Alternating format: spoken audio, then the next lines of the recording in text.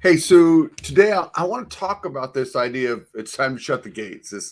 The times that when you and I are struggling with certain situations, maybe it's we're struggling, or maybe those under our care, like our children, are struggling with situations with just stuff in their life, and there's times that we've got to make a radical decision on how to move forward.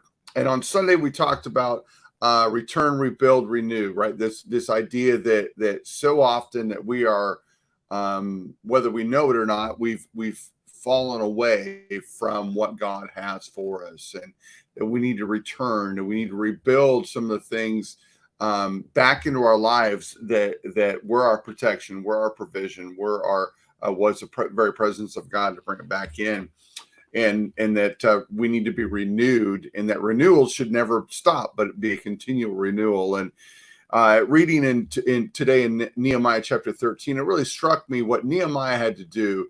You see what was going on is within the Israelites, Jewish individuals, they have a Sabbath. They hold the Sabbath very holy, no work, very limited travel on that day. They were very specific about that. You will keep the Sabbath holy. And Nehemiah shows up after he's been gone for a while, comes back, and they're not keeping it holy. They're selling, they're doing work, there's stuff that's going on within the Sabbath. And Nehemiah sees it and goes, okay, we got to make some radical decisions. So they shut the gates. And even the vendors are still coming. These people from outside are coming in. They're trying to come into Jerusalem, and they're getting to the gates and go, the gates are shut. So they're spending the night. They're spending that time. And Nehemiah tells them, hey, you do this again, we're gonna kill you. It seems radical, but he recognized if he just told the people, hey, stop doing what you're doing, he knew they would continue to do what they were going to do. He recognized that he had to do something radical to stop them from continuing on the sin that's happening. And can I just be honest with you? You and I, a lot of times, we need to be a little bit more radical in our steps in protecting ourselves and maybe protecting our children. Kids are not going to like what I'm about to say to parents, but parents, you know what? One of those gates is one of those things that you should shut down. Your kids shouldn't have phones after dark. There's no reason for them to have them in there. Do you know that's when most of the bad stuff begins to happen, right? Because they're in their bedrooms, they're unsupervised. Things happen, that just doesn't need to happen. They don't need their phones at night, right?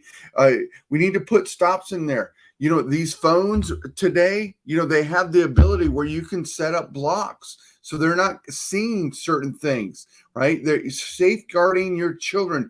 We need to put gates up. And for you and I, us adults, guess what? There's some gates that need to be put up as well, right? These gates. My wife has access to my phone at all times, right? As a stop gate to ensure that I'm not doing anything I shouldn't be doing. She knows my passcode. She knows my passwords, right? She's in all those things. We need to have these gates that are shut down that not only protect us from doing the wrong thing, but also help us to keep other things from coming in. There's nothing wrong with that. And yeah, your kids aren't going to like it. Maybe you're not going to like it. There's radical things that you're going to have to do sometimes. But guess what? We are called to be holy. We're called to be holy and not like the people around us, and not allow those things into our lives that shouldn't be into our lives.